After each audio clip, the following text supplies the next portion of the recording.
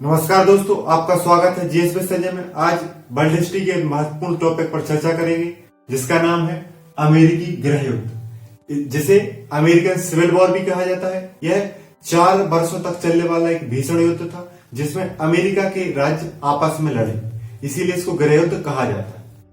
गृह युद्ध मतलब जब किसी देश के राज्य आपस में लड़ते हैं उसे गृह युद्ध कहा जाता है, और जब विश्व के विभिन्न देश आपस में लड़ते हैं तो उसे विश्व युद्ध कहा गया। तो अमेरिकी गृह युद्ध कब हुआ? 1861 से लेके 1865 तक 4 वर्ष तक चला अमेरिकी गृह युद्ध, अमेरिकन सिविल वॉर।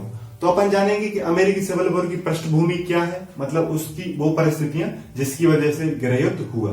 प्रमुख कौन कौन से कारण थे जिसकी वजह से अमेरिकी गृह युद्ध हुआ। फिर अपन वीडियो में देखेंगे कि अब्राहम लिंकन की क्या भूमिका है गृह युद्ध में। आपकी जानकारी के लिए बता दें कि अमेरिका के प्रसिद्ध राष्ट्रपति में अब्राहम लिंकन का आता है, और अब्राहम लिंकन अमेरिकी गृह युद्ध के समय अमेरिका के राष्ट्रपति थे, इसलिए उनकी भूमिका की चर्चा करेंगे। फिर अपन अमेरिकी गृह युद्ध का क्या प्रभाव पड़ा, अमेरिका पर क्या प्रभाव पड़ा और विश्व पर क्या प्रभाव पड़ा, उसकी चर्चा अपन इस वीडियो में करेंगे। तो आइए सबसे पहले जानते हैं कि पृष्ठभूमि क्या थी। देखो, किसी भी चीज को जानने के लिए उसके अतीत में या उसके बैकग्राउंड में जाना जरूरी होता है, तभी चीजें सही से समझ में आती हैं। मतलब आपको आज की परिस्थिति समझना है तो आपको इतिहास जानना जरूरी है। इसी प्रकार अगर आपको अमेरिकी गृह युद्ध समझना है तो अमेरिका की स्वतंत्रता को समझना जरूरी है। अमेरिका ने स्वतंत्रता कैसे प्राप्त की, अमेरिका ने संविधान कैसे बनाया, फिर संविधान में क्या कमियां रह गई जिसकी वजह से राज्य आपस में लड़ गए। क्योंकि राज्यों का आपस में लड़ना संवैधानिक गलती का कारण था, संवैधानिक कमी का कारण था। मुख्य रूप से आपसे पूछा जाए कि अमेरिका में गृह युद्ध क्यों हुआ, तो अमेरिका में गृह युद्ध का प्रमुख कारण था कि संविधान में वो कमियां रह गई जिसकी वजह से राज्यों को आपस में टकराने का मौका मिला, जिसकी वजह से दोनों के बीच मतभेद उत्पन्न हुए। क्योंकि यहाँ आपको लिए जानना जरूरी है कि अमेरिकी गृह युद्ध अमेरिका के उत्तरी राज्य और अमेरिका के दक्षिणी राज्यों के बीच हुआ। उत्तरी राज्य और दक्षिणी राज्य। जब आप अमेरिका का मैप देखते हैं तो अमेरिका का मैप इस टाइप का है। तो जो नीचे वाले जो ये राज्य हैं ये दक्षिणी राज्य हैं, ऊपर वाले उत्तरी राज्य हैं। और आपके लिए बता दें कि अमेरिका ने स्वतंत्रता प्राप्त की 4 जुलाई 1976 को। मतलब अमेरिका ने ब्रिटेन से अपने आप को स्वतंत्र घोषित कर दिया था 4 जुलाई 1976 को। आपसे पूछा जाए कि अमेरिका का स्वतंत्र दिवस कब मनाया जाता है, तो 4 जुलाई को मनाया जाता है। आजाद कब हुआ? 1976 को। पूर्ण रूप से आजाद कब हुआ? 1783 में। कब हुआ? 1783 में। लेकिन अमेरिका स्वतंत्रता दिवस या अमेरिका की स्वतंत्रता तारीख आप नेट पे पढ़ोगे तो लिखा मिलेगा 4 जुलाई 1976 को। तो अमेरिका स्वतंत्र हो गया। तो अमेरिका स्वतंत्र किससे हुआ? ब्रिटेन से। किससे? ब्रिटेन से स्वतंत्र हुआ। कितने? 13 उपनिवेशों का समूह था। मतलब अमेरिका के 13 राज्य ब्रिटेन से क्या हुए थे? स्वतंत्र हुए थे। बाद में अमेरिकी राज्यों की क्या हो गई? अमेरिकी राज्यों की संख्या बढ़ गई और वर्तमान में कितनी हुई? 50। लेकिन जब अमेरिका स्वतंत्र हुआ था उस समय कितने राज्य थे? 13। और आपके लिए याद रखना है कि ये 13 राज्य पूर्वी छोर पे थे, पूर्वी तट पे थे। यहाँ पे कौन सा महासागर है? अटलांटिक महासागर। तो अटलांटिक महासागर के तट पे जो अमेरिका के जो 13 राज्य थे उन्होंने ब्रिटेन से स्वतंत्रता प्राप्त की, और इन 13 राज्यों ने मिलकर जो समूह बनाया उसे ही संयुक्त राज्य अमेरिका कहते हैं। मतलब कि राज्यों का संयुक्त समूह अमेरिका के लोगों के द्वारा बनाया गया, इसलिए उसे संयुक्त राज्य अमेरिका कहते हैं। तो आपसे क्वेश्चन पूछा जाए कि अमेरिका स्वतंत्रता के समय कितने राज्य थे, तो 13 राज्य थे। कितने राज्य थे? 13 राज्य थे। पर ये राज्य किस ओर थे? तो अमेरिका के पूर्वी ओर थे। किस ओर थे? पूर्वी ओर, अटलांटिक महासागर के तट पे थे। किसकी ओर? पूर्वी ओर। बाद में अमेरिका का विस्तार पश्चिम की साइड हुआ है। मतलब कि प्रशांत महासागर अमेरिका के पश्चिम तट पे है, पश्चिमी साइड पे है, और अटलांटिक महासागर पूर्वी साइड पे। तो अटलांटिक महासागर पे इसमें जैसे कि आप नाम पढ़ेंगे तो जो न्यू हैम्पशायर है, न्यू जर्सी है ना, यहाँ पे आपको न्यूयॉर्क भी मिलेगा। ये उत्तरी राज्य थे। यहाँ पे कैरोलिना था, यहाँ पे जॉर्जिया था। ये कौन से थे? दक्षिणी राज्य थे प्रमुख। इन्हीं के बीच क्या हुआ? युद्ध हुआ, गृह युद्ध हुआ। तो आपको मोटे तौर पे याद रखना है कि अमेरिका स्वतंत्रता प्राप्त की 13 समूह ने इंग्लैंड से। ये समूह कौन थे? पूर्वी तट पे थे अमेरिका के। ये 2 भागों में बटे थे, उत्तरी राज्य और दक्षिण राज्य। इन्हीं के बीच जो युद्ध हुआ उसे क्या कहा गया? गृह युद्ध। तो आपसे पूछे कि अमेरिका गृह युद्ध क्या है, तो अमेरिका के ब्रिटेन से आजाद हुए राज्य और बाद में विस्तारित हुए राज्य जो दो भागों में बटे थे। ऊपरी राज्यों को उत्तरी राज्य कहते थे, नीचे वाले राज्यों को दक्षिण राज्य कहते थे। इनके बीच में जो युद्ध हुआ, इनके बीच में जो लड़ाई हुई, उसे गृह युद्ध कहा जाता है। और आपसे पूछा जाए गृह युद्ध का समय क्या था, तो आप बताएंगे गृह युद्ध का समय 1861 से लेकर 1865 तक था। और अमेरिकी गृह युद्ध के समय राष्ट्रपति कौन थे? अब्राहम लिंकन थे। इसके बाद देखो, जब अमेरिका स्वतंत्रता प्राप्त कर ली तो अमेरिका ने संविधान का निर्माण किया। अमेरिका ने संविधान का निर्माण किया। आपसे पूछा जाए विश्व का प्रथम लिखित संविधान कौन से देश का है, तो वो अमेरिका है। प्रथम संविधान किसका है? अमेरिका का। तो अमेरिका ने 17 सितंबर 1987 को संविधान तैयार कर लिया। संविधान तैयार कर लिया। जैसे कि 26 नवंबर 1949 को भारत का संविधान तैयार हो गया था। इसी प्रकार 17 सितंबर 1787 अमेरिका संविधान कब बन के तैयार हो गया? 17 सितंबर 1787। लागू कब हुआ? 1789। मतलब कि अमेरिका संविधान 1789 में क्या हो गया? लागू। 1789 में लागू हो गया। 1789 में लागू हो गया। लगभग 230 वर्ष हो गए इसके संविधान को लागू, 230 वर्ष। लेकिन इस संविधान में कुछ कमियां रह गई। अमेरिका के संविधान में क्या रह गई? कुछ कमी यह रह गई कि इसमें अधिकार सभी को नहीं दिए गए। अमेरिकी संविधान में अधिकार सभी को प्राप्त नहीं। किसको मुख्य रूप से किसको अधिकार नहीं दिए गए थे? अश्वेतों को या दासों को। यहां छोटे रूप में बता दें कि तो अमेरिका में जो सबसे ज्यादा बड़ी समस्या थी वो दासों की थी। मतलब कि लोगों को बंधुआ मजदूर बना के, लोगों को अपने अंडर में रख के उनको जबरदस्ती पैसे के आधार पर काम करवाना, उनको अपने तरीके से काम करवाना, उनको कोई स्वतंत्रता नहीं दी जाती। मतलब कि जो व्यक्ति बंधुआ मजदूरी करता है किसी घर पर, उसे दास कहा जाता था। और दासों के आधार पर ही अमेरिका की अर्थव्यवस्था चलती थी। और दासों का सर्वाधिक प्रयोग किसमें होता था? खेती में होता था।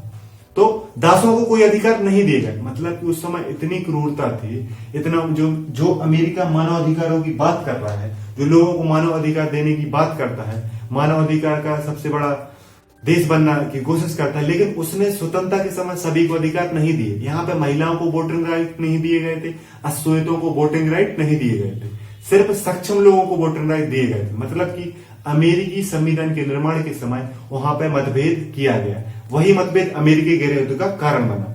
और जो आपने पिछले समय देखा था कि अश्वेत और नस्लीय संघर्ष हुआ था अमेरिका में एक व्यक्ति की मृत्यु की वजह से, तो वो अमेरिकी संविधान की समस्या है जो वर्तमान तक चली आ रही है।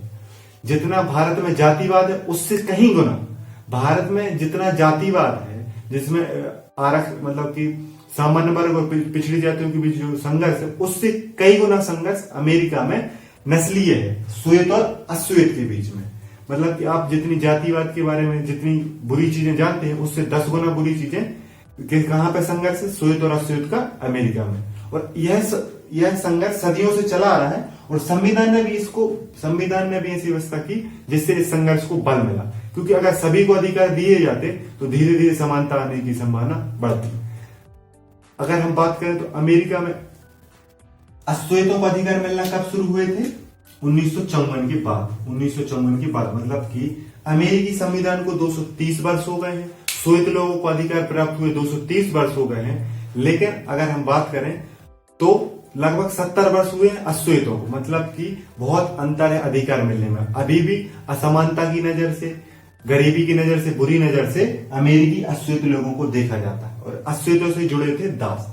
तो ये दासों को अधिकार न देना, अश्वेतों को अधिकार न देना अमेरिकी संविधान की सबसे बड़ी कमी है। महिलाओं को भी अधिकार नहीं दिया गया। तो इस कमी की वजह से क्या हुआ कि बाद में दासों का मुद्दा गृह युद्ध का प्रमुख कारण बना। तो आप समझ गए कि गृह युद्ध हुआ कैसे? स्वतंत्रता प्राप्त की 13 समूह ने। समूह के जो राज्य थे वो किन भागों में बटे थे? उत्तरी राज्य और दक्षिण राज्य। ये इन दक्षिण राज्यों का आपस में लड़ना ही क्या कहलाया? गृह युद्ध। गृह युद्ध कब हुआ? 1861 से लेकर 1865 में। अब अपन बात करते हैं कि अमेरिकी गृह युद्ध के प्रमुख कारण क्या थे जिनकी वजह से गृह युद्ध हुआ। अमेरिकी गृह युद्ध के प्रमुख कारणों की चर्चा करें तो अमेरिकी गृह युद्ध के 3 प्रमुख कारण हैं।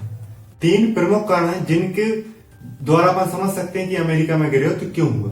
तो अमेरिका गिरफ्त के 3 प्रमुख कारण है कि सामाजिक आर्थिक विषमता का होना, मतलब कि अमेरिका के राज्यों में जो उत्तरी राज्य थे और जो दक्षिणी राज्य थे उनमें जो सामाजिक आर्थिक विषमता थी वह गृहयुद्ध की कारण बनी। उद्योग संरक्षण का प्रश्न, मतलब उद्योग को संरक्षण दिया जाए कि नहीं दिया जाए, इस प्रश्न के आधार पर भी गृहयुद्ध हुआ। इसको भी विस्तार से जानेंगे। दास प्रथा का मुद्दा सबसे महत्वपूर्ण था। दास प्रथा का मुद्दा और किसी हार जीत, मतलब कि दक्षिणी राज्यों का हारने का कारण या उनका समर्पण करने का कारण अमेरिका में दास प्रथा की समाप्ति का मुद्दा ही रहा है। अब्राहम लिंकन ने दास प्रथा को समाप्त कर दिया तो गृहयुद्ध भी समाप्त हो गया। इसलिए दास प्रथा का मुद्दा अमेरिका स्वतंत्रता से लेके अमेरिकी गृह युद्ध तक सबसे बड़ा मुद्दा था, जिसके आधार पर लोगों में मतभेद था। सामाजिक आर्थिक विषमता के कारण मतभेद था। उद्योग के प्रश्न के आधार पर राज्यों में मतभेद था। दास प्रथा के मुद्दे पर राज्यों में मतभेद था। इन्हीं मतभेदों को जब बढ़ाया गया, इन्हीं मतभेदों पर जब समस्या उत्पन्न हुई तो अमेरिका में गृहयुद्ध शुरू हो गया और यह गृहयुद्ध 4 वर्षों तक चला, जिसमें लाखों लोगों की मृत्यु हुई और इसमें हजारों लाखों लोगों को एक स्थान से दूसरे स्थान पर विस्थापित होना पड़ा। तो आइए इनको विस्तार से समझते हैं। सबसे पहले अपन देखते हैं सामाजिक आर्थिक विषमता क्या थी। तो सामाजिक आर्थिक विषमता को समझने के लिए अपन देखते हैं सामाजिक आर्थिक विषमता कैसे थी। सामाजिक आर्थिक विषमता तो अमेरिका में अपन ने जैसे देखा 2 प्रकार के राज्य थे, ऊपर वाले राज्य, उत्तरी राज्य, ऊपर वाले राज्य उत्तरी राज्य और नीचे वाले राज्य दक्षिणी राज्य, है ना। जो अमेरिका के नक्शे में जो ऊपर है उनको उत्तरी राज्य कहा जाता है, जो नीचे थे दक्षिणी राज्य कहा जाता था। इन्हीं की मत जो युद्ध हुआ था उसे क्या कहा जाता है, गृहयुद्ध कहा जाता है। तो यहां पे क्या था, ये उत्तरी राज्य आधुनिक थे। उत्तरी राज्य क्या थे, आधुनिक थे। यहां पे उद्योग, सूती वस्त्र उद्योग, ऊनी वस्त्र उद्योग, यहाँ पे परिवहन की सुविधा थी, उचित परिवहन की सुविधा थी, संचार की सुविधा थी। परिवहन भी था, संचार भी था, उद्योगों का आधार अर्थव्यवस्था थी, आधुनिक अर्थव्यवस्था थी। मतलब कि जो मॉडर्न फॉर्म था अमेरिका का, जो मॉडर्न फॉर्म था अमेरिका में, जो आधुनिकता आ रही थी वो उत्तरी राज्यों में अधिक आ रही थी, उत्तरी राज्यों में अधिक आ रही थी। यहाँ पे आधुनिक तरीके से उत्पादन किया जाता था। यहाँ पे उद्योगों के आधारित उत्पादन किया जाता था, दुग्ध उद्योग लगाया था, मांस प्रसंस्करण उद्योग लगाया जाता था, जिससे इनकी आमदनी बढ़ी और यहाँ पे लोगों की आर्थिक समृद्धि हुई, आर्थिक रूप से सक्षम हुए। और यहाँ पे परिवहन की भी सुविधा थी और संचार की भी सुविधा थी, क्योंकि अगर आपको किसी देश में उद्योगों को विकसित करना है तो आपको परिवहन और संचार की सुविधा अच्छी करनी होगी, और परिवहन और संचार की सुविधा अच्छी होगी तो आपके यहाँ पे उद्योग अच्छे होंगे। ये एक प्रकार से जुड़ी हुई चीज है। अगर परिवहन और संचार अच्छा है तो उद्योग अच्छे हैं, अगर उद्योग अच्छे होंगे तो परिवहन और संचार की व्यवस्था अच्छी होगी। तो यह अमेरिका के उत्तरी राज्यों में था, मतलब कि अमेरिका के उत्तरी राज्यों में आधुनिक चीजें, आधुनिक उत्पादन, उद्योग, परिवहन, संचार, ये सब चीजें थी। तो मतलब कि ये उन्नत स्थिति में थे। ये क्या थे, उन्नत स्थिति में थे। और ये दास प्रथा का विरोध करते थे। आपको याद रखना है, दास प्रथा का यह क्या करते थे, विरोध। मतलब क्या से पूछ जाए, कौन से राज्य दास प्रथा को समाप्त करना चाहते थे, तो उत्तरी राज्य दास प्रथा को समाप्त करना चाहते थे, क्योंकि जब उद्योग लगा रहता है या परिवहन और संचार की सुविधा होती है तो यहाँ पे मजदूरों की जरूरत होती है, ना कि दासों की। क्योंकि दासों को और मजदूरों में क्या होता है कि अगर आप मजदूर उपलब्ध होंगे तो आपको कम लेबर, मतलब कम कॉस्ट पे आपको लेबर मिल जाएंगे, मजदूर मिल जाएंगे। लेकिन दासों में क्या होता है, उनके खाने की, रहने की व्यवस्था भी करनी पड़ती है और वो उद्योगों में काम नहीं कर पाते। दास कार्य करते हैं कृषि में, दास कार्य करते हैं घरों में, लेकिन उद्योगों में कार्य करते हैं मजदूर। उद्योग में कार्य कौन करते हैं, मजदूर। और मजदूरों की जितनी अधिक उपलब्धता होगी उतने ही ज्यादा उद्योगों को बल मिलेगा, क्योंकि सस्ता श्रम उपलब्ध होता है। तो अमेरिका के उत्तरी राज्य आधुनिक उत्पादन करते हैं, उद्योग, संचार, परिवहन सभी की सुविधा उपलब्ध है, यह उन्नत स्थिति में थे और यह दास प्रथा का विरोध करते थे। आपको याद रखना है कि उत्तरी राज्य, अमेरिका के उत्तरी राज्य जो मैप में ऊपर है, वो दास प्रथा का विरोध करते थे और वो चाहते थे कि दास प्रथा को क्या किया जाए, समाप्त किया जाए। क्योंकि जब आधुनिकता आती है, उद्योग लगाए जाते हैं तो दास प्रथा को बुरा माना जाना लगता है, क्योंकि मजदूरों की जरूरत होती है उद्योगों की, ना कि दास की। इसके बाद दक्षिणी राज्यों की बात करें तो दक्षिणी राज्य परंपरागत तरीके से उत्पादन करते थे, जो पुराने समय से जो चीजें चली आ रही थी उसी तरीके से उत्पादन करते थे। इनकी अर्थव्यवस्था काय पे आधारित थी, कृषि पर आधारित थी, और ये दास प्रथा का क्या करते थे, ये समर्थन करते थे। दास प्रथा का क्या करते थे, समर्थन। परंपरागत खेती करते थे, इसलिए यहाँ पर परिवहन और संचार का उन्नत विकास नहीं हो पाया। यहाँ पर परिवहन और संचार का विकास नहीं हो पाया। कृषि कैसे करते थे, इनकी प्रमुख कृषि थी कपास, और ये बागान आधारित कृषि करते थे, बागान आधारित कृषि करते थे। अमेरिका के दक्षिणी राज्य जो मैप में नीचे थे, जो परंपरागत तरीके से उत्पादन करते थे, इनकी अर्थव्यवस्था का प्रमुख आधार क्या था, कृषि था। कृषि में बागान कृषि करना और कपास का उत्पादन करना। यह परिवहन और संचार का विकास कहाँ नहीं हुआ, दक्षिणी क्षेत्रों में नहीं हुआ। और ये दास प्रथा का मुद्दा का समर्थन करते थे, क्योंकि कृषि के लिए आपको दासों की जरूरत होती है, क्योंकि कृषि में बहुत ज्यादा मेहनत लगती है और लगातार अधिक समय तक मेहनत लगती है। इसलिए दासों को खरीद कर उनसे कृषि कराई जाती थी, और दासों का महत्वपूर्ण भूमिका होती थी कृषि में। इसीलिए दक्षिणी राज्य दास प्रथा का समर्थन करते थे, और कृषि अर्थव्यवस्था आधारित थी, इसलिए उस तरीके से उन्नत नहीं थे। ये क्या थे, पिछड़े थे। ये क्या थे, पिछड़े थे। मतलब कि आपसे बोला जाए कि अमेरिका स्वतंत्रता के बाद उत्तरी राज्यों की स्थिति अच्छी थी कि दक्षिणी राज्यों की, तो उत्तरी राज्यों की स्थिति क्या थी, अच्छी थी, और ये उन्नत थे, क्योंकि यहाँ पे उद्योग, परिवहन और संचार की सुविधा थी। लेकिन दक्षिणी राज्य पिछड़े थे, क्योंकि इनकी अर्थव्यवस्था कृषि आधारित थी। कृषि में उतना मुनाफा नहीं कमाया जा सकता जितना उद्योगों में कमाया जा सकता है। आप देखें, भारत कृषि आधारित अर्थव्यवस्था है, इसलिए विकासशील देश है। अमेरिका उद्योग आधारित अर्थव्यवस्था है, इसलिए विकसित देश है। तो परंपरागत तरीके से उत्पादन करना है दक्षिणी राज्यों के लिए, कृषि आधारित और दास प्रथा का समर्थन करना, यह क्या थे, पिछड़े थे। एक प्रकार से उत्तरी राज्य उन्नत थे, दक्षिणी राज्य पिछड़े थे। इसी वजह से अमीरी गरीबी बढ़ी। इसलिए उत्तरी राज्यों और दक्षिणी राज्यों के बीच सामाजिक असमानता भी है, क्योंकि इनका कल्चर, जब आपके पास पैसा आने लगता है, आप आधुनिक बन जाते हैं, तो आपका कल्चर अलग हो जाता है। कृषि करने वालों का कल्चर अलग होता है, वो समूह में रहने की पसंद करते हैं, बड़े परिवार में रहते हैं। लेकिन उद्योग वाले छोटी छोटी फैमिली में रहते हैं, इनका कल्चर अलग होता है। तो सामाजिक विषमता भी उत्पन्न हो गई, आर्थिक विषमता भी उत्पन्न हो गई। दक्षिणी राज्यों में, उत्तरी राज्यों में सामाजिक और आर्थिक विषमता जो आधुनिक और कृषि की वजह से उत्पन्न हुई, जो परिवार संचालन के विकास होने से हुई और नहीं होने से हुई, और दास प्रथा के समर्थन और विरोध से हुई, इसकी वजह से जो आर्थिक समता, आर्थिक विषमता और जो सामाजिक विषमता उत्पन्न हुई, इसी ने अमेरिका में गृहयुद्ध कराया। और अमेरिका गृहयुद्ध उत्तरी राज्य और दक्षिणी राज्यों के बीच हुआ। आपसे पूछा जाए कि उत्तरी राज्य कैसे थे, आधुनिक थे। दक्षिणी राज्यों की अर्थव्यवस्था कैसी थी, कृषि आधारित थी। परिवहन और संचार की सुविधा कहां पे अच्छी थी, उत्तरी राज्यों में। कृषि कहां पे अच्छी थी, दक्षिणी राज्यों में। दास प्रथा का समर्थन कौन कर रहा था, उत्तरी राज्य नहीं। दास प्रथा का समर्थन कौन कर रहा था, आपको याद रखना है। ये दक्षिणी राज्य दास प्रथा का समर्थन कर रहे थे, मतलब कि वो चाह रहे थे कि दास प्रथा को बनाए रहे। मतलब दक्षिणी राज्य कृषि करने वाले दास प्रथा को बनाए रखना चाहते थे, उद्योग करने वाले उत्तरी राज्य दास प्रथा की समाप्ति की बात कर रहे थे। अब अपन देखते हैं दूसरे नंबर का कारण कि यहां पर उद्योगों के संरक्षण का प्रश्न क्या था। मतलब उद्योग के संरक्षण के प्रश्न के आधार पर अमेरिका में कैसे राज्यों के बीच मतभेद उत्पन्न हुए, जो गृहयुद्ध का एक प्रमुख कारण माना जाता है। तीसरे कारण की बात करें, दास प्रथा का मुद्दा। दास प्रथा का मुद्दा तो जैसा कि अपन ने पहले ही समझ लिया है कि उत्तरी राज्य थे, जो उत्तरी राज्य थे, और एक दक्षिणी राज्य थे। तो उत्तरी राज्य, आप ही बताइए, उत्तरी राज्य दास प्रथा का क्या कर रहे थे, विरोध कर रहे थे। ये चाह रहे थे कि दास प्रथा क्या हो, दास प्रथा क्या हो, ये चाह रहे थे कि दास प्रथा को समाप्त किया जाना चाहिए, दास प्रथा को समाप्त किया जाना चाहिए। आपसे पूछा जाए अमेरिका के कौन से राज्य दास प्रथा का विरोध करते थे, तो उत्तरी राज्य दास प्रथा का विरोध करते थे, वो चाह रहे थे कि दास प्रथा को समाप्त कर दिया जाए। लेकिन दक्षिणी राज्य चाह रहे थे कि दास प्रथा बनी रहे। ये दास प्रथा का क्या करते थे, समर्थन करते थे। ये चाह रहे थे कि दास प्रथा बनी रहे, क्योंकि उद्योगों में जब आधुनिकता आ गई तो उद्योगों में जो लोग लगे थे वो मजदूरों की खोज में थे, अतः वो चाहते थे दास प्रथा समाप्त हो जाए और सभी लोग मजदूर के रूप में उपलब्ध रहे, जिससे सस्ता श्रम मिल सके। इनके अपने हित थे। इनके हित थे कि कृषि में जरूरत होती है कठिन श्रम की, लगातार श्रम की, तो दासों से ज्यादा अच्छा काम कोई नहीं कर सकता। इसलिए दक्षिणी राज्य चाह रहे थे दास प्रथा बनी रहे। तो इसी के आधार पर मतभेद हुआ, जो गृहयुद्ध का कारण बना। एक और दास मुद्दा से लेकर प्रमुख कारण एक कारण था संवैधानिक कारण था।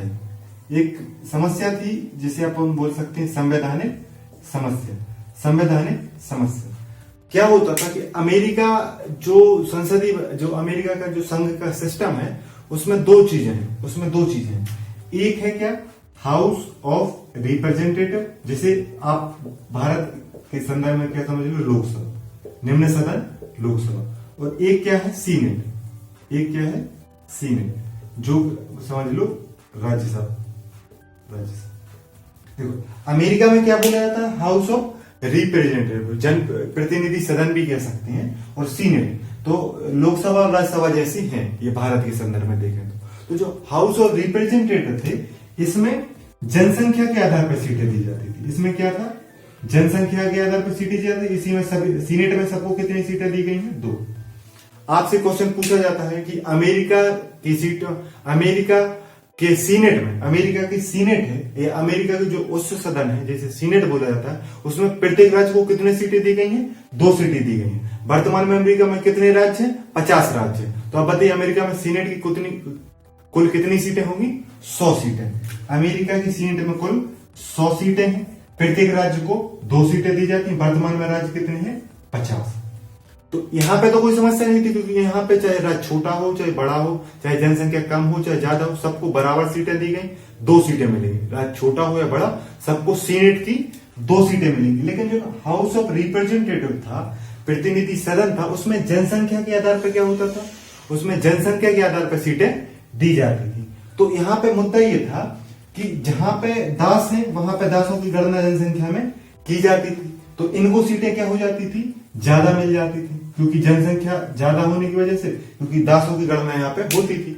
और यहाँ पे इन्हें दास प्रथा समाप्त करने की बात कही, तो यहाँ पे दासों की गणना उस तरीके से नहीं हो पाती थी। इसी मुद्दे पर क्या हुआ कि सीटें किसे दी जाए, किस आधार पर, जो नए राज्य शामिल हो रहे थे। नए राज्य शामिल क्यों हो रहे थे, क्योंकि स्वतंत्रता के समय अमेरिका में कितने राज्य थे, 13। बाद में अमेरिका का जब पश्चिमी और विस्तार हुआ तो नए नए राज्य शामिल हो रहे थे। तो इन्हीं राज्यों के ऊपर विवाद था कि राज्यों को, मतलब जो नया राज्य शामिल होता है, जो भी नया राज्य शामिल हो रहा था, उसको गैरदास वाले, मतलब उसे गैरदास वाला राज्य माना जाए या दास वाला माना जाए। तो गैरदास वाला माना जाएगा तो दासों की संख्या क्या होगी, दासों की जनसंख्या नहीं गिनी जाएगी, तो यहाँ पे सीटें क्या मिलेगी, कम मिलेंगी। और अगर दासों को माना जाए तो यहाँ पे सीटें ज्यादा मिल सकती हैं। तो इस वजह से क्या होगा, जो दक्षिणी राज्य थे, जो दास प्रथा का समर्थन कर रहे थे, उनका हाउस ऑफ रिप्रेजेंटेटिव में क्या हो जाएगा, प्रतिनिधित्व या बहुमत बढ़ जाएगा, जिससे नुकसान किसको होगा, दक्षिणी राज्य, सॉरी उत्तरी राज्यों को। इसी चक्कर में समस्या हो रही थी, इसीलिए दास प्रथा की समाप्ति की बात कर रही थी, जिससे समानता की, इससे दासों का मुद्दा ही समाप्त हो जाए। उत्तरी राज्य चाह रहे थे कि गैर दास सिस्टम चले, लेकिन दास प्रथा दक्षिणी राज्यों से भी समाप्त कर दी जाए। तो आप समझ गए कि संवैधानिक चीज क्या थी, कि जो 2 सदन होते हैं जिसमें जनसंख्या के आधार पर क्या की सीटें दी जाती थी, उसमें मुद्दा ये था कि जो नया राज्य, मान लो उदाहरण के लिए जो नया राज्य बनेगा, उसे गैरदास राज्य के रूप में शामिल किया जाए या दास के रूप में शामिल किया जाए। तो आपसे पूछा जाए कि दास के रूप में कौन शामिल कराना चाहता था, दक्षिणी राज्य, और गैरदास के रूप में कौन शामिल करना चाहता था, उत्तरी राज्य। क्योंकि दासों का समर्थन कौन कर रहा था, दक्षिणी राज्य, दासों का विरोध कौन कर रहा था, उत्तरी राज्य। मतलब अगर अपन मैप में देखें तो अमेरिका के मैप में जो ऊपर के राज्य हैं वो दासों के विरोधी थे, ये नहीं चाह रहे थे दास प्रथा हो, और दक्षिणी राज्य चाह रहे थे कि दास प्रथा हो। इसी कारण दास मुद्दा पर मतभेद बढ़ता गया। और जब क्या हुआ, एक समस्या यह हो गई कि इसमें, मतलब कि संवैधानिक चीज को व्यवस्थित करने के लिए कि दास आधारित राज्य बनाया जाए किसी नए राज्य को, कि दास मुक्त राज्य बनाया जाए, इसके लिए एक 30 डिग्री 30 मिनट की एक जो उत्तरी अक्षांश रेखा है, मतलब कि अमेरिका में जो एक रेखा है 36 डिग्री 30 मिनट, मतलब 36 डिग्री 30 मिनट की जो रेखा है, उसके ऊपर वाले राज्यों को क्या बोला गया कि गैर दास वाले रूप में शामिल किया जाएगा, और नीचे वालों को किसमें शामिल किया जाएगा, दास सहित। मतलब कि जो 36 डिग्री 30 मिनट से नीचे रहेंगे, जो दक्षिण में रहेंगे, उनको दासों की संख्या गिन के उनको प्रतिनिधित्व दिया जाएगा हाउस ऑफ रिप्रेजेंटेटिव। मतलब इनको दास सहित क्या किया जाएगा, जोड़ा जाएगा। जो 36 डिग्री 30 मिनट से नीचे है, जो ऊपर है 36 डिग्री ऊपर, उनको क्या हुआ जाएगा, गैर दास के रूप में शामिल किया जाएगा। तो मतलब कि एक कोशिश की गई कि दासों का जो मुद्दा है, दासों की वजह से जो मतभेद हो रहा है, उसको समाप्त किया जाए। लेकिन सबसे बड़ी समस्या 1854 में हो गई, जब 2 राज्य कैंसस और नेब्रास्का, कैंसस और नेब्रास्का को जो 36 डिग्री से उत्तर में थे, मतलब 36 डिग्री 30 मिनट से उत्तर में थे, लेकिन उनको दास युक्त में शामिल कर लिया। मतलब ये तो थे उत्तर में, इनको शामिल किया जाना था गैर दास के रूप में, लेकिन इनको शामिल किस रूप में कर लिया गया? दास के रूप में शामिल कर लिया गया। इसकी वजह से मतभेद बढ़े और 1861 में गृह युद्ध शुरू हो गया, जो युद्ध 4 वर्षों तक चला और 1865 में समाप्त हुआ। तो दास प्रथा का मुद्दा अमेरिका संवैधानिक प्रॉब्लम की वजह से, राजनीतिक प्रॉब्लम की वजह से, सीटों की प्रॉब्लम की वजह से और सामाजिक आर्थिक विषमता की वजह से दास प्रथा का मुद्दा अमेरिका के गृह युद्ध में सबसे महत्वपूर्ण मुद्दा रहा। इसकी वजह से गृह युद्ध हुआ और समाप्ति में भी, और उत्तरी राज्य या दक्षिणी राज्यों की हार में जो महत्वपूर्ण भूमिका थी वो दास प्रथा की समाप्ति की थी। तो आपको याद रखना है कि अमेरिकी गृह युद्ध में दास प्रथा का मुद्दा बहुत बड़ा कारण था अमेरिका गृह युद्ध के होने में। अब अपन देखते हैं कि अब्राहम लिंकन की भूमिका क्या थी अमेरिका गृह युद्ध के समय। अमेरिकी गृह युद्ध का दूसरा प्रमुख कारण था उद्योगों का संरक्षण का प्रश्न। उद्योगों के संरक्षण का प्रश्न फिर से क्योंकि गृह युद्ध दो राज्यों के बीच में हुआ, इसलिए दोनों राज्यों के बारे में समझ के ही अपन को कारण को समझना है। उत्तरी राज्य और ये दक्षिणी राज्य। नक्शे में आपसे पूछा ऊपर के राज्यों को क्या कहा जाता है? उत्तरी, और नीचे के राज्यों को दक्षिणी राज्य, है ना। तो उत्तरी राज्य जैसे कि अपन ने पढ़ा ये उद्योग आधारित थे, ये चाह रहे थे उद्योगों को, मतलब कि उद्योगों को संरक्षण देने का जो प्रश्न था, मतलब उद्योगों के बीच उद्योगों के संरक्षण के लिए जो मतभेद था वो मतभेद यह था कि उत्तरी राज्य क्या थे। अपन ने जैसा कि पढ़ा, अपन ने सामाजिक आर्थिक विषमता में पढ़ा कि उद्योग आधारित अर्थव्यवस्था कितनी थी उत्तरी राज्यों की। तो ये चाह रहे थे कि उद्योगों को क्या दिया जाए, उद्योगों को क्या दिया जाए, उद्योग संरक्षण दिया जाए, उद्योगों को संरक्षण दिया जाए और आयात पर रोक लगाई जाए। आयात पे क्या लगाई जाए? रोक। आयात पे रोक लगाई जाए। मतलब कि देखो उदाहरण के तौर पर अमेरिका के जो उद्योगपति थे, अमेरिका के जो उद्योग में लगे लोग थे, वो चाह रहे थे कि हमारे देश में जो हमारे देश के उद्योग जो उत्पादन करें वही उसी से देश में संचालन, उसी के बिक्री देश में अधिक हो, बाहर से देश में आयात ना की जाए, मतलब बाहर से चीजें आयात ना की जाए, क्योंकि बाहर से चीजें आयात होगी तो इनके उद्योगों को, उत्तरी राज्य के उद्योगों को क्या होगा? नुकसान होगा। इसीलिए चाह रहे थे उद्योगों को संरक्षण दिया जाए और आयात नहीं किया जाए। लेकिन दक्षिणी राज्यों की समस्या क्या थी? ये कृषि आधारित थे और जैसे इनकी कृषि व्यवस्था थी, लेकिन जैसे आयात पर रोक लगाई जाती थी, आयात पर रोक लगती थी या उद्योगों को संरक्षण दिया जाता तो क्या हो जाता थी? महंगाई। क्या हो जाती थी? महंगाई। मतलब कि क्या होता है कि जो अमेरिका के उद्योगों में जो चीजें बन रही थी, जो वस्तुएं बन रही थी, वो दक्षिणी राज्यों को महंगी मिल रही थी, क्योंकि उद्योग कहाँ लगे थे? उत्तरी राज्यों में। तो ये दक्षिणी राज्यों को महंगे देते थे, लेकिन जो बाहर से चीजें आयात होती थी, जो बाहर के देशों से चीजें आती थी, वो सस्ती होती थी। तो दक्षिणी राज्य चाह रहे थे कि उद्योगों को संरक्षण नहीं दिया जाए, क्योंकि उद्योगों के संरक्षण से फायदा किसको हो रहा था? उत्तरी राज्यों को। जिसके पास उद्योग है उसी को संरक्षण से, एक प्रकार से आप सोचो भारत में अगर उद्योगों को संरक्षण दिया जाए तो जिनके पास उद्योगपति है उन्हीं को तो लाभ पहुंचा, कृषि वालों को उद्योगों से लाभ नहीं पहुंच सकता। इसी प्रकार अमेरिका में उद्योगों को संरक्षण से उत्तरी राज्यों को फायदा था, लेकिन दक्षिणी राज्यों को नुकसान क्या था कि एक तो कृषि उत्पाद उनके उतने महंगे बिकते नहीं थे, लेकिन उनको जो उत्तरी राज्यों की जो वस्तुएं थी वह महंगी मिल रही थी, जबकि विदेशों से जो चीजें आती थी, बाहर के देशों से जो आयात किया जाता था वो सस्ता मिलता था। तो महंगाई के कारण यह चाहते थे कि उद्योगों को संरक्षण कौन मांग रहे थे? उत्तरी राज्य। और ये दक्षिणी राज्य क्या कह रहे थे कि संरक्षण नहीं दिया जाना चाहिए। इसी मुद्दे पर क्या हो गया? मतभेद। देखो दक्षिणी राज्य क्या चाह रहे थे? संरक्षण दिया जाए। नहीं, उत्तरी राज्य क्या चाह रहे थे कि संरक्षण दिया जाए। दक्षिणी राज्य क्या चाह रहे थे? संरक्षण नहीं दिया जाए। इसी मुद्दे पर मतभेद हुआ और आगे चलकर गृह युद्ध का कारण बढ़ा। तो आपको दो चीजें याद रख ली यहाँ पे। दास प्रथा का समर्थन कौन कर रहा था कि समाप्त किया जाए? उत्तरी राज्य। और इनको दास प्रथा समाप्त चाहिए थी, लेकिन उद्योग में क्या चाहिए था? संरक्षण। और दक्षिणी राज्य क्या कह रहे थे कि उद्योगों में संरक्षण नहीं चाहिए, हमें उद्योगों में संरक्षण नहीं चाहिए, लेकिन हमें दास प्रथा बनी रहनी चाहिए। दास प्रथा का समर्थन दक्षिणी राज्य कर रहे थे। तो दो चीजें आपको पता चल गई कि उत्तरी राज्य उद्योगों को संरक्षण चाह रहे थे और दक्षिणी राज्य संरक्षण नहीं चाह रहे थे, इसलिए गृह युद्ध हुआ। या दास प्रथा को समाप्त करना चाह रहे थे, ये दास प्रथा को समाप्त करना नहीं चाह रहे थे दक्षिणी राज्य, इसलिए गृह युद्ध हुआ। अब देखते हैं तीसरा और सबसे महत्वपूर्ण मुद्दा, दास प्रथा का मुद्दा। अमेरिकी गृह युद्ध में अगर अब्राहम लिंकन की भूमिका की बात करें तो अब्राहम लिंकन अमेरिका के प्रसिद्ध राष्ट्रपति थे। तो अब्राहम लिंकन 1861 में अमेरिका के राष्ट्रपति बने। मतलब जब गृह युद्ध शुरू होने वाला था तभी अमेरिका के राष्ट्रपति, मतलब गृह युद्ध के समय अमेरिका के राष्ट्रपति कौन थे? अब्राहम लिंकन थे। अब्राहम लिंकन किस पार्टी की, आपके लिए पता होगा कि अभी भी चुनाव हुए, अमेरिका के राष्ट्रपति कौन बने, जो बाइडेन, जो डेमोक्रेट्स पार्टी के हैं। वो कौन सी पार्टी के हैं, डेमोक्रेट्स। लेकिन जिस पार्टी के ट्रंप थे उसी पार्टी के कौन थे, अब्राहम लिंकन, रिपब्लिकन पार्टी से थे अब्राहम लिंकन। क्वेश्चन पूछ लिया जाता है कि अमेरिका के राष्ट्रपति अब्राहम लिंकन किस पार्टी से संबंधित थे, तो रिपब्लिकन पार्टी से संबंधित थे। लेकिन वर्तमान में जो राष्ट्रपति हैं अमेरिका के, जो बाइडेन, वो दूसरी पार्टी डेमोक्रेट पार्टी से है। ओबामा की पार्टी डेमोक्रेट से, उसी की पार्टी के जो बाइडेन है, जो वर्तमान में राष्ट्रपति हैं। लेकिन अब्राहम लिंकन की पार्टी और जो ट्रंप की पार्टी एक ही थी, रिपब्लिकन पार्टी। तो अब्राहम लिंकन रिपब्लिकन पार्टी से 1861 में राष्ट्रपति बने और इनका प्रमुख उद्देश्य था संघ की सुरक्षा करना। संघ की सुरक्षा करना मतलब कि ये राज्यों के उत्तरी और दक्षिणी राज्यों के समर्थन या विरोध में नहीं थे। ये चाह रहे थे कि जो अमेरिका संघ है, जो संयुक्त राज्य अमेरिका है, उसकी रक्षा की जानी चाहिए, उसको मजबूत किया जाना चाहिए, गृह युद्ध समाप्त किया जाना चाहिए और संघ को सुरक्षा प्रदान की जाना चाहिए। और आपके लिए बता दें कि अब्राहम लिंकन दास प्रथा के विरोधी थे। दास प्रथा के क्या थे, विरोधी। दास प्रथा का ये क्या कर रहे थे, विरोध कर रहे थे। दास प्रथा का क्या कर रहे थे, विरोध। तो दक्षिणी राज्यों को यह लग रहा था कि ये उत्तरी राज्यों के समर्थन में।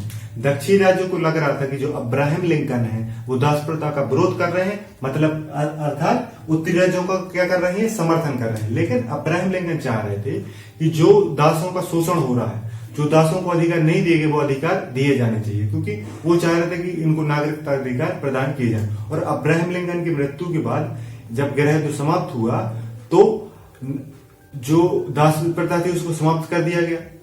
दास प्रथा अमेरिका में कब समाप्त कर दी गई थी, दास प्रथा की समाप्ति की घोषणा अब्राहम लिंकन ने ही नहीं की थी, 1863 में। इसको मुक्ति घोषणा कहा था। क्या कहा था, मुक्ति घोषणा के तहत अमेरिका में दास प्रथा समाप्त कर दी गई।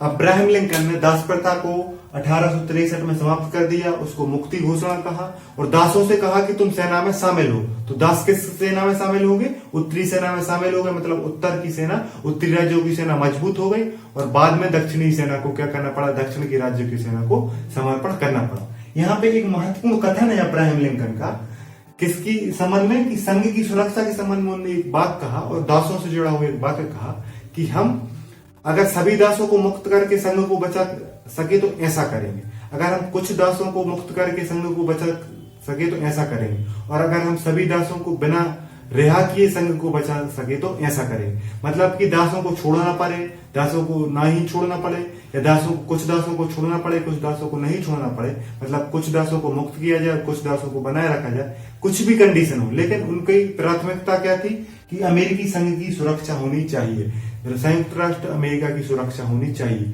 संयुक्त राष्ट्र अमेरिका का जो गृह युद्ध चल रहा है वो समाप्त होना चाहिए। तो उन्होंने संघ को प्राथमिकता दी और दास प्रथा का जो महत्वपूर्ण मुद्दा था, जिस वजह से गृह युद्ध लगातार बढ़ता जा रहा था, उस मुद्दे को ही उन्होंने समाप्त कर दिया और 1863 में मुक्ति घोषणा की, जिसमें दास प्रथा अमेरिका से समाप्त कर दी गई और अमेरिका में एक नई व्यवस्था लागू की गई। इसके बाद अमेरिका संविधान में 14वां और 15वां संशोधन होता है, जिसके द्वारा दासों को नागरिकता अधिकार प्रदान किए गए, दासों को नागरिकता अधिकार प्रदान किए गए। लेकिन यहाँ पे आपको याद रखना है कि दासों को तो नागरिकता अधिकार प्रदान कर दिए गए, लेकिन अश्वेतों के साथ भेदभाव जारी रहा। अश्वेतों को उस तरीके अधिकार प्रदान नहीं किए गए। दासों को अधिकार प्रदान किए गए 14वें और 15वें संशोधन के द्वारा, लेकिन अश्वेतों को नहीं किए गए। अश्वेतों को 1954 के बाद नागरिक अधिकार प्रदान, उस तरह की महत्वपूर्ण अधिकार प्रदान किए जाते हैं। तो दासों को तो अधिकार, आपसे पूछा जाए कि अमेरिका में श्वेतों को अधिकार कब प्राप्त हुए, स्वतंत्रता के समय। दासों को कब हुए, गृह युद्ध के बाद। दासों को अधिकार कब प्राप्त हुए, गृह युद्ध के बाद। लेकिन जब बाद में 1960 के दशक में, 1950 के दशक में, जब मार्टिन लूथर किंग अश्वेतों के नेता रहते हैं प्रमुख, वो गांधीवादी तरीके से आंदोलन करते हैं, तब जाके अश्वेतों को क्या मिलते हैं, अधिकार मिलते हैं।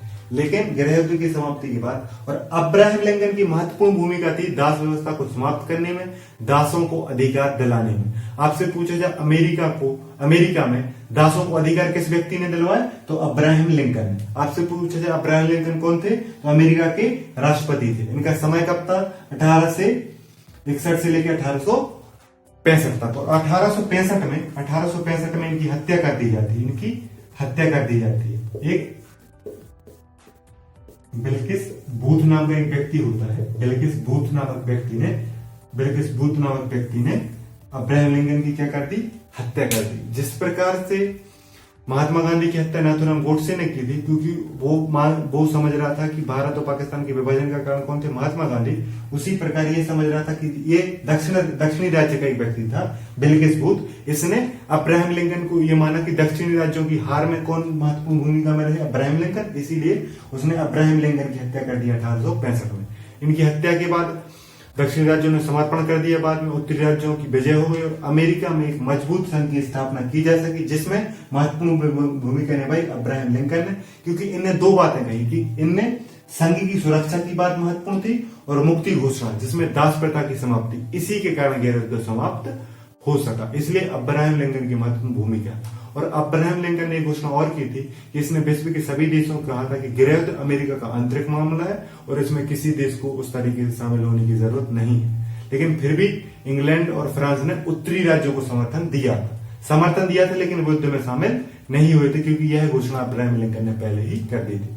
तो अमेरिका के राष्ट्रपति अब्राहम लिंकन ने अपनी दूरदर्शिता के माध्यम से, कूटनीति के माध्यम से गृह युद्ध को समाप्त किया और एक मजबूत अमेरिका की नींव फिर से रख दी।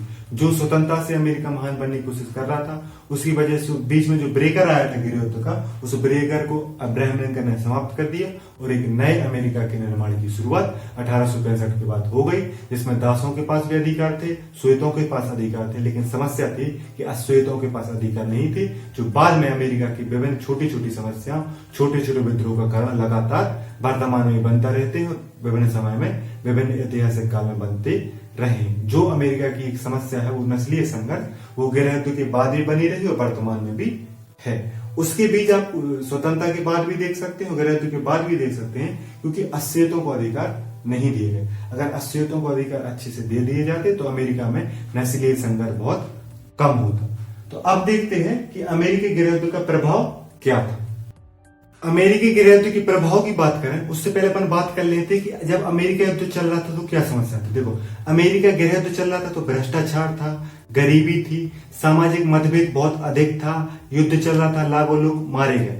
तो जो यहाँ पे अलगाव की स्थिति थी, भ्रष्टाचार हो रहा था, गरीबी में अत्यधिक वृद्धि हुई और अधिक से अधिक संख्या में लोग मारे गए। अब इन सब चीजों को समाप्त करने के लिए अमेरिका गृह युद्ध समाप्त हुआ तो बहुत सारी व्यवस्थाएं की गई, जिससे अमेरिकी गृह युद्ध के बाद बहुत सारे परिवर्तन हुए, जिसका प्रभाव विभिन्न क्षेत्रों पर पड़ा। तो सबसे पहले बात करें राजनीतिक प्रभाव क्या पड़ा अमेरिकी गृह युद्ध का। तो अमेरिकी गृह युद्ध अमेरिकी गृह युद्ध ने जो राज्य की खामियां थी, राज्य के जो मतभेद थे और जो संघ की जो कमजोरी थी, उसको उजागर किया था। तो अमेरिकी गृह युद्ध के पास एक मजबूत संघ की स्थापना की गई, मतलब कि अमेरिका का जो संघीय व्यवस्था था उसको मजबूत किया गया और राज्यों में एकता और अखंडता लाने की कोशिश की गई, चाहे वो संवैधानिक संशोधन के माध्यम से हो, चाहे उनकी आर्थिक और राजनीतिक संबंध एक करने की बात हो। तो अमेरिकी गृह युद्ध ने राजनीतिक प्रभाव के रूप में मजबूत संघ की स्थापना की, एकता और अखंडता की स्थापना की। इसके बाद अगर अपन बात करें कि आर्थिक प्रभाव क्या पड़ा गृह युद्ध के बाद, तो जैसे जो भ्रष्टाचार था वो समाप्त हो गया और क्या हुआ कि उद्योगों का विस्तार हुआ संपूर्ण अमेरिका में। जो दक्षिणी और उत्तरी राज्य जो बटे हुए थे, जो दक्षिणी राज्य क्या कर रहे थे, जो दक्षिणी राज्य कृषि कर रहे थे, अब उनने कृषि में भी आधुनिकीकरण किया गया, कृषि में मशीनीकरण को बढ़ावा दिया गया और वहां पर भी उद्योगों की स्थापना की गई। तो उद्योगों का विस्तार संपूर्ण अमेरिका के होने से जो आर्थिक सामाजिक विषमता थी वो समाप्त हो गई, जो आर्थिक असमानता भी समाप्त हो गई और अमेरिका में एक अच्छी अर्थव्यवस्था का निर्माण हुआ जो उद्योगों पर आधारित थी और उसका मदद कौन कर रहा था, कृषि क्षेत्र कर रहा था। और राष्ट्रीय बैंकिंग अधिनियम लाया गया, मतलब सभी राज्यों में जो बैंकिंग की विनियम दरें थी, जो ब्याज दरें वो समान की गई, जिससे जो आर्थिक समानता है वो स्थापित की जाए। तो राष्ट्रीय बैंकिंग अधिनियम लाया गया और साथ में उद्योग का विस्तार संपूर्ण अमेरिका में किया गया, जिससे आर्थिक प्रभाव के रूप में गृह युद्ध के बाद एक आर्थिक समानता सभी राज्यों में स्थापित हो सकी। इसके बाद सामाजिक प्रभाव देखें, गृह युद्ध का सबसे महत्वपूर्ण प्रभाव था सामाजिक प्रभाव, जिसने गरीबी को दूर किया और दासों को अधिकार दिए। अब्राहम लिंकन की भूमिका उसमें विशेष रही, उन्होंने दास प्रथा को समाप्त किया और दासों को अधिकार दिए। लेकिन यहाँ पे एक छोटी सी कमजोरी ये रह गई कि अस्सियों के साथ अभी भी भेदभाव किया जाता रहा। अस्सियों के बारे में उस तरीके से नहीं सोचा गया। अगर गृह युद्ध के समय अस्सियों के बारे में सोच लिया जाता तो जो पिछले वर्षों में जो नस्लीय संघर्ष हुए हैं अस्सियों के साथ, जो अस्सियों के साथ अभी भी हीन भावना से उनको देखा जाता है, उनको बुरी नजरों से देखा जाता है, वह समाप्त हो जाता। तो ये कमी रही है अमेरिका की। लेकिन अपन बात करें अच्छे प्रभाव की, तो गरीबी को दूर करने का मौका मिला, दासों को अधिकार दिया गृह युद्ध के बाद, और सामाजिक जुड़ाव। जो राज्य दूर दूर थे, जो दक्षिणी और उत्तरी राज्यों के बीच में जो खाई थी, वो खाई समाप्त हो गई और सामाजिक रूप से उत्तर और दक्षिण के राज्य जुड़ने लगे। अब वो एक अमेरिका के लोग हो गए और वो अमेरिका को एक नए अमेरिका बनाने में, एक नए अमेरिका के रूप में देख रहे थे। मतलब कि यहाँ पे सामाजिक जुड़ाव की स्थिति थी। तो गृह युद्ध को शल्य चिकित्सा की परिभाषा दी जाती है। सर्जी, जो क्या बोलते, सर्जरी बोली जाती है ना, जिसमें दर्द तो होता है, लेकिन दर्द इसलिए होता है जिससे बाद में चीजें ठीक हो जाए। मतलब कि अगर आपके हाथ की सर्जरी की जाती है वो इसलिए जिससे आपके हाथ में जो दिक्कत है वो ठीक हो जाए। इसी प्रकार अमेरिका में जो गृह युद्ध हुआ वो एक शल्य चिकित्सा की उपाधि दी जाती है। मतलब कि जो अमेरिका में समस्याएं थी गृह युद्ध के द्वारा वो समाप्त हो गई, तो इसको शल्य चिकित्सा की या सर्जरी की संज्ञा दी जाती है। मतलब कि ऐसा गृह युद्ध जिसने अमेरिका की खामियों को दूर किया, अमेरिका की कमजोरियों को दूर किया, उसकी परेशानियों को दूर किया और उसकी राजनीतिक कमी को दूर करते हुए एक मजबूत संघ की स्थापना की, जिससे बाद में अमेरिका अच्छा हो सका। एक अच्छी औद्योगिक आधारित अर्थव्यवस्था दी, जिससे अमेरिका विश्व की प्रथम अर्थव्यवस्था बन सका। सामाजिक जुड़ाव दिया और दासों को मौलिक अधिकार देने में महत्वपूर्ण भूमिका निभाई गृह युद्ध ने, क्योंकि गृह युद्ध लड़ा ही गया था दास के मुद्दे पर, लड़ा ही गया था सामाजिक आर्थिक विषमता। तो ये थे इसके प्रभाव, जो इसके प्रभाव राजनीतिक, आर्थिक, सामाजिक सभी स्तर पे देखे गए। तो उम्मीद करता हूँ वीडियो अच्छा लगा हो तो लाइक करें, शेयर करें, जुड़े रहें जीएसवी संजय के साथ। नमस्कार।